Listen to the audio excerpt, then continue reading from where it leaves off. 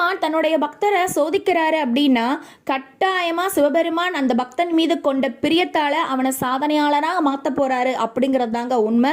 வேதபட்டர் அப்படிங்கிற ஒரு ஏழை விவசாயி இருந்தாராம். அவரு தன்னால முடிஞ்சதை எல்லாருக்கும் செஞ்சு உதவி செஞ்சுட்டு இருக்காரு. அப்போ திடீர்னு ஒரு நாள் எம்பெருமான் அவரை சோதிக்க விரும்பி அவருடைய செல்வங்களை எல்லாத்தையும் குறைச்சாராம். ஆனாலும் தன்னுக்கிட்ட இருக்கக்கூடிய நெல்லை பதப்படுத்தி ஏழை மக்களுக்கு உதவிக்கிட்டு இருந்தாரு அந்த வேதப்பட்டர்.